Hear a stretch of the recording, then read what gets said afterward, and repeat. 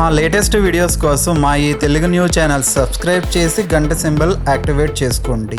రేపు మంగళవారము శివరాత్రి ముందు రోజు కాబట్టి సాయంత్రం 4 నుండి 7 గంటల మధ్యలో ఒక నిమ్మకాయను ఈ ప్రదేశంలో పడవేయండి. చాలు, మీకు ఉండే అప్పులన్నీ కూడా తీరిపోతాయి. మీరే అప్పులు ఇచ్చే స్థాయికి వెళ్తారు. మీ డబ్బు సమస్యలన్నీ కూడా తొలగిపోతాయి.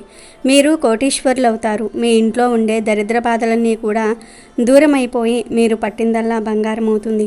ఆషాఢ మంగళవారం రోజు ఒక్కో నిమ్మకాయతో ఈ పరిహారం చేస్తే చాలు, అద్భుతమైన ఫలితం వస్తుంది. మీ జీవితం మారిపోతుంది. మీరు ఎదుర్కొంటున్న సమస్యల నుండి మీరు సులభంగా బయటకు రాగలుగుతారు. ఈ రోజుల్లో చాలామంది అప్పుల బాధల వలన ఎంతో ఇబ్బంది పడిపోతూ ఉన్నారు. చిన్న అప్పు చేసినా పెద్ద అప్పు చేసినా అప్పు అప్పే. పేదవారు ఒక 1000 రూపాయలు అప్పు చేసినా అది వారికి పెద్ద భారంగానే ఉంటుంది. కోటీశ్వర్లకు 1000 రూపాయలు అనేది పెద్ద అప్పులాగా అనిపించదు. కానీ కోటీశ్వర్లు కూడా కోట్లల్లో అప్పులు చేస్తూ ఉంటారు. ఆ అప్పులు తీర్చడానికే ఎంతో కష్టపడిపోతూ ఉంటారు. ఇలా పేదవారికి మరియు ధనవంతులకు అప్పులు అందరికీ ఉంటాయి. ఈ అప్పుల వలన ప్రతి మనిషి కూడా ఎన్నో ఇబ్బందులను, అవమానాలను ఎదుర్కొంటూ ఉంటాడు. మీకు ఎంత పెద్ద అప్పుల సమస్యలు ఉన్నా సరే మంగళవారం రోజు చక్కగా ఒక నిమ్మకాయతో ఈ పరిహారం చేస్తే చాలు, ఆ అప్పులన్నీ కూడా తీరిపోయి మీరే అప్పులు ఇచ్చే స్థాయికి వెళ్తారని పండితులు చెప్తూ ఉన్నారు. మరి ఈ మంగళవారం రోజు సాయంత్రం నిమ్మకాయతో ఏం చేస్తే అప్పుల నుండి బయటపడతారు అనే విషయాన్ని ఇప్పుడు మనం ఈ వీడియోలో వివరంగా తెలుసుకుందాం. అంతకన్నా ముందు బ్రాహ్మణుడిని బురిడి కొట్టించిన పెద్ద పులి కథను విందాం. ఫ్రెండ్స్, ముందైతే కామెంట్ బాక్స్లో శ్రీమాత్రే నమః అని కామెంట్ చేయండి. అలాగే మా ఛానల్ని కూడా సబ్స్క్రైబ్ చేసుకొని ఈ వీడియోకి ఒక లైక్ కొట్టడం మర్చిపోవద్దు. ఒకరోజు ఒక బ్రాహ్మణుడు తెల్లవారుజామున నదిలో స్నానం చేసేందుకు బయలుదేరాడు. ఇంకా పూర్తిగా తెల్లవారలేదేమో, అంతా మసక చీకటిగా ఉంది. అయితే అతనికి ఆ దారి అంతా కూడా కొట్టిన పిండే. రోడ్డు మీద రాళ్ళు రప్పలతో సహా మొత్తం తెలుసు. అందుకని అతను మామూలుగా వెలుతురులో నడిచినట్లుగా నడిచిపోతున్నాడు. ఊరు దాటి 4 అడుగులు వేశాడో లేదో ఒక గొంతు వినిపించింది. అయ్యా బ్రాహ్మణోత్తమ, దేవుడిలాగా వచ్చావు. దాహంతో నా నీరు పిడిసగట్టుకుపోతున్నది. కొంచెం సాయం చెయ్యి. ఒక్కసారి నన్ను బయటకు వదులు, నీకు పుణ్యం ఉంటుంది అని ఒక గొంతు వినిపించింది. బ్రాహ్మణుడు ఆగి నలుదిక్కులా కలియజూశాడు. శబ్దం దగ్గర నుండే వచ్చినట్లున్నది. చూస్తే ఏమున్నది, అక్కడ గ్రామస్తులు పెట్టిన బోనులో చిక్కుకుని ఉన్నది ఒక పెద్ద పులి. అప్పుడు బ్రాహ్మణుడు పులితో, పులి, నా దగ్గర బకెట్టు లేదు, కనీసం చెంబు కూడా లేదు నీకు నీళ్లు ఇచ్చేందుకు. నిన్ను వదిలేద్దాం అంటే ఊళ్ళో జనాలు ఇక నన్ను బ్రతకనివ్వరు. నువ్వు వాళ్ళ పశువులను లేక దూడలను చంపి తిని ఉంటావు. లేకపోతే అంతకంటే తుంటరి పని మరేదైనా చేసి ఉంటావు. అందుకనే వాళ్ళు నీ కోసం ఈ బోను పెట్టి వెళ్ళారు. లేకపోతే ఇంత శ్రమ ఎందుకు పడతారు? ఇంకో ప్రమాదం కూడా ఉంది. నిన్ను వదలగానే నువ్వు నా మీదికి దూకి నన్నే చంపి తినేస్తావు. అందుకని నన్ను క్షమించు నాయనా, నీకు నేను ఎలాంటి సాయము చేయలేను అన్నాడు బ్రాహ్మణుడు చాలా మర్యాదగా. అప్పుడు పులి, అయ్యయ్యో అలా అనకు, ఒట్టి వేసుకొని చెప్తున్నాను. నేను ఊళ్ళో వాళ్ళ పశువును ఒక్కదాన్ని కూడా చంపలేదు. నిజం దేవునికి తెలుసు. అంతెందుకు, చూస్తూ ఉండు. నన్ను చూడగానే గ్రామస్తులంతా నివ్వెరపోయి అయ్యో దీనితో మాకేం పని అని నన్ను విడిచిపెట్టేస్తారు. అందుకనే కదా నేను అంటున్నది, నువ్వు నన్ను కాసేపు విడిస్తే నేను అలా వెళ్ళి కాసిన్ని నీళ్లు త్రాగి మళ్ళీ వచ్చి ఈ బోనులోనే కూర్చుంటానని. ఇక నీ భయం అది పూర్తిగా నిరాధారమే. పరమ పవిత్రుడమైన ఒక బ్రాహ్మణుడిని, అందునా నాకు సాయం చేసిన వాడిని చంపడానికి నేనేమైనా అంత తెలివి తక్కువ దాన్నా? నా అంతరాత్మ మీద ప్రమాణం చేసి చెప్తున్నాను, నేను నీకు ఎలాంటి అపకారమూ చేయను. నన్ను కాపాడు. నీది జాలిగుండె. నీ కళ్ళ ముందే ఒక మూగ ప్రాణి నిష్కారణంగా దాహంతో చచ్చిపోతే నీ ఆత్మ క్షోభించదా? నన్ను ఒక్కసారి బయటికి రానియ్యి, చాలు, నీ మేలు మరువను అన్నది పులి. ఆ సరికి బ్రాహ్మణుడు బాగా మెత్తబడ్డాడు. మళ్ళీ బోనులోనికి వెళ్ళి కూర్చుంటానని మాట ఇస్తున్నది కదా. పాపం నోరు లేని ప్రాణి దాహంతో చచ్చిపోతున్నది. కాసింత సాయం చేస్తాను, కష్టాల్లో ఉన్న ప్రాణులకు సాయం చేయాలని శాస్త్రం కూడా చెప్తున్నది అనుకుని అతను వెళ్ళి మెల్లగా బోను తలుపుకున్న గడియ తీశాడు. అంతే, మరుక్షణం ధడేల్మని తలుపును నెట్టుకుని బయటకు దూకింది పులి. ఒక్క ఊదుటిన బ్రాహ్మణుడి మీద పడి పంజాతో అతని గొంతును పట్టుకుని, హహహ, నువ్వు చాలా మంచి బ్రాహ్మణుడివే కావచ్చు గాని అత్యంత మూర్ఖుడివి. అందుకని నా చేతికి చిక్కావు. ఇప్పుడు చక్కగా దైవ ప్రార్థన చేసుకో చివరిసారి. ఎందుకంటే ఇంకాసేపట్లో నేను నిన్ను తినబోతున్నాను. నిజంగా నాకు ఇప్పుడు దాహమే కాదు, విపరీతమైన ఆకలి కూడా వేస్తున్నది అన్నది పళ్ళు నూరుతూ. బ్రాహ్మణుడికి ఆ క్షణంలో తను చేసినది ఎంత మూర్ఖపు పనో అర్థమైంది. కానీ మొండిగా పులితో, ఛీ, నువ్వు ఒక పులివేనా? అసలు ఇంత దిగజారిన పులిని నేను ఇంతవరకు ఎప్పుడూ చూడలేదు. ఇచ్చిన మాట మీద నిలబడలేని నువ్వు పులివి ఎట్లా అవుతావు అని అన్నాడు. పులి కొంచెం దిగి వచ్చినట్టు, మీ మనుషులందరూ మా జంతువుల్ని, చెట్లను ఎంత హింసిస్తున్నారో లెక్కలేదు. అందుకని మీలాంటి వాళ్ళను ఏం చేసినా పాపం లేదు. ఇది నా ఒక్కదాని అభిప్రాయమే అనుకునేవు. కానే కాదు, అందరూ ఇదే చెప్తారు. కావల్స్తే ఇటు వచ్చేవాళ్ళు ఎవరైనా 5గురిని అడిగే అవకాశం ఇస్తాను నీకు. అడిగి చూడు. వాళ్ళల్లో ఏ ఒక్కరు నీ తరపున మాట్లాడినా నేను నిన్ను వదిలేస్తాను. అడుగు మరి అన్నది పులి కాలును కొంచెం వదులు చేస్తూ. బ్రాహ్మణుడు అందుకు ఒప్పుకొని దగ్గరలోనే ఉన్న మామిడి చెట్టును ఒక దాన్ని న్యాయం చెప్పమన్నాడు. మీ మనుషులు నిజంగానే ఆశపోతులు, నిర్ధాయులను, పచ్చి కసుర్లను కూడా చూడకుండా నా కాయలన్నీ కూడా కోసుకుంటూ ఉంటారు. వాళ్ళు నా ఆకులు పీక్కుంటారు, నా బెరడు మీద చెత్త చెత్త అక్షరాలు చెక్కుతారు. నేను ముసలిదాన్నయ్యాక వచ్చి నా వేర్లతో సహా మొత్తాన్ని ఎత్తుకుని వెళ్ళి తగలబెడతారు. ఈ మనుషులకు అసలు కృతజ్ఞత అనేదే లేదు. వాళ్ళను ఏం చేసినా తప్పులేదు. వాళ్ళ ప్రవర్తన అంత నీచం నిజంగా అన్నది. మామిడి చెట్టు అలా అనటంతో బ్రాహ్మణుడి ముఖం వాడిపోయింది. ఈసారి అతను ఆ దారి వెంట కుంటుకుంటూ పోతున్న ఎద్దును ఒకదాన్ని పిలిచి న్యాయం చెప్పమన్నాడు. అప్పుడు ఎద్దు, మనుషులకు అస్సలు జాలి అనేదే లేదు. పూర్తిగా స్వార్థపరులు వాళ్ళు. నా జీవితమంతా వాళ్ళు నా చేత ఊడిగం చేయించుకున్నారు. అలసిపోయి ఏ కొంచెం ఆగినా నన్ను తిట్టారు, కొట్టారు. ఇంకా ఇంకా పని చేయించుకుంటూనే పోయారు. నేను ముసలిదాన్ని అయ్యాక నా కాలల్లో బలం తగ్గి కుంటిదాన్ని అయ్యాక నన్ను తన్ని తగలేశారు. మనుషుల గురించి చెప్పేందుకు నా దగ్గర ఒక్క మంచి మాట కూడా లేదు అన్నదది. ఆ తర్వాత బ్రాహ్మణుడు అటే వస్తున్న ఓ ముసలి ఆవును అడిగాడు ఆశగా. అది కూడా మనుషుల్ని బాగా తిట్టింది. వాళ్ళను ఏం చేసినా తప్పులేదు అన్నది. అంతలో ఒక గాడిద వచ్చిందక్కడికి గెంతుకుంటూ. ఎందుకంటే దాని ముందరి కాళ్ళు రెండిటిని కట్టేసి పెట్టాడు దాని యజమాని. ఇక అది మనుషుల గురించి ఏం చెప్తుందో ఎవరైనా ఊహించుకోవచ్చు. బ్రాహ్మణుడు ఇంకా తటపటాయిస్తూ ఉండగానే పులి దాన్ని పిలిచి అడిగేసింది. మనుషుల కోసం దాని దగ్గర ఒక మెప్పుకోలు కూడా లేదు. మనుషులు ఎంత క్రూరులో ఎకరువు పెట్టిందది. బ్రాహ్మణుడిని చూసి, ఇప్పుడేమంటావు నువ్వు? మీ మనుషులు మా పట్ల ఎంత నిర్దాక్ష్యం చూపిస్తున్నారో అర్థమైంది కదా. ఇక నేను నిన్ను తినవచ్చునా అన్నది. అంతలోనే తడుముకుంటూ వెళ్తున్న ముసలి నక్క ఒకటి దాన్ని కంటపడింది. సరే, నేను నీకు ఇంకో అవకాశం కూడా ఇచ్చేస్తాను. 5వ సాక్షి ఇటే వస్తున్నది. దాన్ని అడిగేస్తే నీ పని అయిపోతుంది. అడిగే దాన్ని అన్నది తొందర పెడుతూ. అప్పుడు బ్రాహ్మణుడి ఆశలన్నీ కూడా అడుగంటిపోయాయి. అయినా ఏం చేయగలడు పాపం. ఇదే చివరి అవకాశమాయే. నక్కని దగ్గరికి రమ్మని అరిచింది పులి. నక్క వచ్చింది, అడుగులో అడుగు వేసుకుంటూ. ముసలితనం వల్ల దానికి కళ్ళు సరిగ్గా కనిపించటం లేదు. అయినా అది చాలా తెలివైనది. పరిస్థితినంతా కూడా క్షణంలో ఆకలింపు చేసుకున్నది. మనిషి తరపున ఏం కొంచెం మాట్లాడినా పులికి కోపం వస్తుంది. అందుకని ఎవరికీ అసలు నిజం చెప్పే అవకాశం లేనే లేదు. అందుకని అది ఇలా అన్నది, మనుషుల క్రూరత్వాన్ని గురించి నేను కూడా చాలా చెప్తాను. అయితే అసలు ఇక్కడ ఏం జరుగుతుందో నన్ను ఓసారి అర్థం చేసుకొనివ్వండి. ముందు మిసిలితనం కదా, నా మెదడు చురుకుగా ఉండటం లేదు. పైపెచ్చు నా చూపు కూడా సరిగ్గా ఆనటం లేదు ఇప్పుడు. అందుకని దయచేసి ఇక్కడేం జరుగుతుందో చెప్పండి మెల్లగా. ఆ పైన నేను అడిగే ప్రశ్నలు కొన్నిటికి ఓపికగా జవాబివ్వండి అని నక్కంది. ముందుగా బ్రాహ్మణుడు తను స్నానానికి వెళ్తున్న సంగతి, పులి పిలిస్తే బోను దగ్గరికి వెళ్ళిన సంగతి, దాని మీద జాలితో తను పులిని విడిపించిన సంగతి, ఇప్పుడు అది తననే తినేయాలని అనుకుంటున్న సంగతి చెప్పాడు. దానికి పులికి ఓపిక బాగా తగ్గిపోయింది. అది మొరటుగా పళ్ళు నూరుతూ, ఇంకా చెప్పేయ్ అల్లుడు, మనుషులంటే నీకు ఎంత అసహ్యమో త్వరగా చెప్పేయ్, నాకు చాలా ఆకలిగా ఉంది అంటూ నక్కను తొందరపెట్టింది.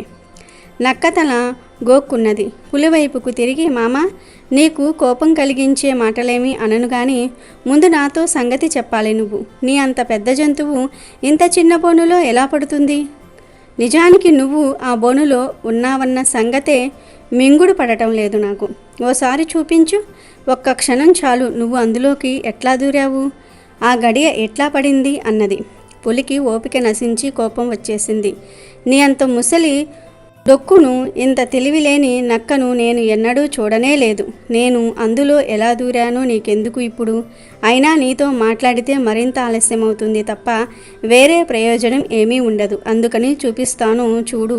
బోను తలుపు తెరిచి ఉన్నది కదా, ఇట్లాగా నేను ఇట్లా వెళ్ళాను లోపలికి అని చటుక్కున బోనులోనికి దూరింది. ఇంకా దాని మాటలు పూర్తవగానే బోను తలుపు మూసుకుపోయింది.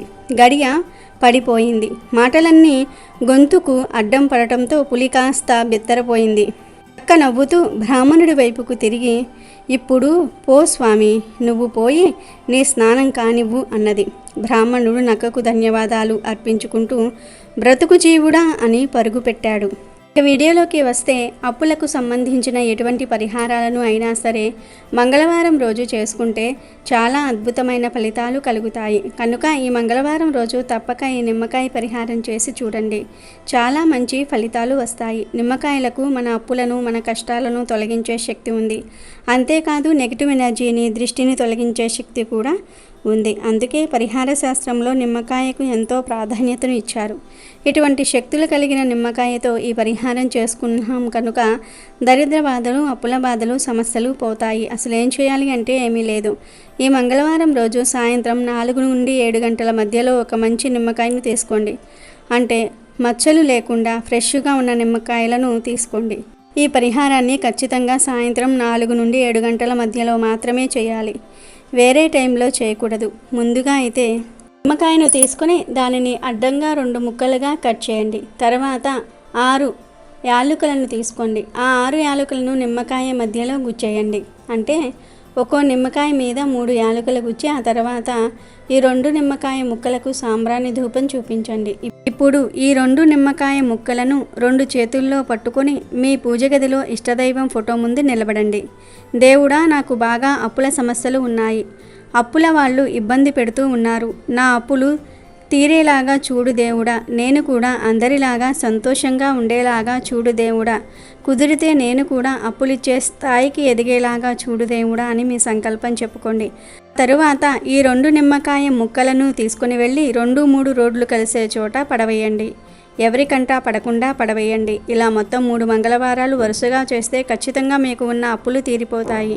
కాబట్టి మీరు కూడా మంగళవారం రోజు సాయంత్రం నిమ్మకాయతో ఈ పరిహారం చేసి అప్పుల బాధల నుండి బయటపడి ఆనందంగా జీవించండి. మంగళవారం రోజున మీ ఇంటి గుమ్మం దగ్గర ఈ రెండింటిని నీళ్ళల్లో కలిపి చల్లితే మీకు కుబేరుని అనుగ్రహం లభిస్తుంది. డబ్బుకు అధిపతి అయిన కుబేరుడు మిమ్మల్ని అనుగ్రహించి మీకు కష్టాలు లేకుండా చేస్తారు. కుబేరుని వద్ద లక్ష్మీదేవి తాండవం చేస్తుంది. ముల్లోకాలలో అధిక సంపదను కలిగి ఉన్నవారు కుబేరుడు. కలియుగ ప్రత్యక్ష దైవమైనటువంటి ఆ గోవిందస్వామి వారికే అప్పు ఇచ్చాడు అంటే కుబేరుడు ఎంత ధనవంతుడో మనకు అర్థమవుతుంది. మరి అంతటి ధనవంతుడైనటువంటి కుబేరుని అనుగ్రహం మనకు కలగాలి అంటే మంగళవారం గుమ్మం దగ్గర చల్లే నీటిలో ఈ 2 పదార్థాలను కలపండి. ఈ 2 పదార్థాలు గుమ్మం వద్ద చల్లితే కుబేరుడు మీ ఇంటికి ఆకర్షితుడై మీ ఇంటిలో తిష్ట వేసుకుని కూర్చుంటాడు. మీకు సిరి సంపదలను ప్రసాదిస్తారు. అష్టైశ్వర్యాలతో మీ ఇల్లు కలకలలాడిపోతుంది. ఈ ప్రపంచాన్ని శాసించేది డబ్బే. డబ్బు ఎవరి దగ్గర ఎక్కువగా ఉంటే వారి వద్ద జనాలు ఈగలులాగా ఉంటారు. డబ్బు మనలను, మన జీవితాలను శాసిస్తుంది. ఆర్థిక సమస్యలు, అప్పుల బాధలు, మొండి బాకీలు రాకపోవటం వంటి సమస్యలు ఉన్నవారు మంగళవారం ఈ 2 వస్తువులను నీళ్ళల్లో కలిపి మీ ఇంటి గుమ్మం వద్ద చల్లండి. మూసుకుపోయిన మీ ధన ద్వారాలు తెరుచుకునేలాగా చేయండి. మరి ఆ 2 వస్తువులు ఏమిటి, కుబేరుణ్ణి ఎలా అనుగ్రహింపజేసుకోవాలో ఇప్పుడు మనం ఈ వీడియోలో తెలుసుకుందాము. మన హిందువులు సింహద్వారాన్ని ఎంతో పవిత్రంగా భావిస్తారు. గుమ్మానికంటూ ప్రత్యేకంగా పూజలు చేస్తూ ఉంటారు. మనం గుమ్మానికి ఇచ్చే ప్రాధాన్యత వల్లే మన దగ్గర సిరి సంపదలు నిలుస్తాయి. ఇంట్లోకి మంచి ప్రవేశించాలన్నా చెడు ప్రవేశించాలన్నా ప్రధాన ప్రదేశం ఇంటి గుమ్మం. గుమ్మం దగ్గర మనం తెలిసి తెలియక చేసే తప్పుల వల్ల మన ఇంటిలో సంపద కరిగిపోతుంది, లక్ష్మీదేవి వెళ్ళిపోతుంది. గుమ్మంలో లక్ష్మీనారాయణులు కొలువై ఉంటారు. కాబట్టి గుమ్మాన్ని ఎప్పుడూ కూడా కాళ్ళతో తొక్కకూడదు, గుమ్మంపై కాళ్ళు వేయకూడదు, గుమ్మానికి ఎదురుగా చెప్పులు విడవకూడదు. అలాగే గుమ్మానికి చెప్పులను ఎప్పుడూ కూడా ఆనించి ఉంచకూడదు. గుమ్మం పై అంటే గడపపై ఎప్పుడూ కూడా పువ్వులను ఉంచాలి. ప్రతిరోజు గుమ్మానికి బొట్లు పెట్టలేని వారు కనీసం సింహద్వారం గడపపై పువ్వులను ఉంచాలి. గుమ్మంపై లేదా గుమ్మం దగ్గర చిన్న ముగ్గు అయినా సరే వేసి ఉంచాలి. ఇక మంగళవారం రోజున కూడా ఇల్లు గుమ్మాలు శుభ్రం చేసుకొని పూజ చేసి ఒక రాగి చెంబుని తీసుకుని దానిని కడిగి బొట్లను పెట్టుకోవాలి. అందులో మంచినీళ్లు పోయాలి. పోసి లక్ష్మీదేవి పటం ముందు ఉంచి, ఒకవేళ మీ పూజ గదిలో కుబేరుని ఫోటో ఉంటే ఆ ఫోటో ముందు ఆ రాగి చెంబును ఉంచాలి. ఇక అందులో ఈ 2 వస్తువులు కలపాలి.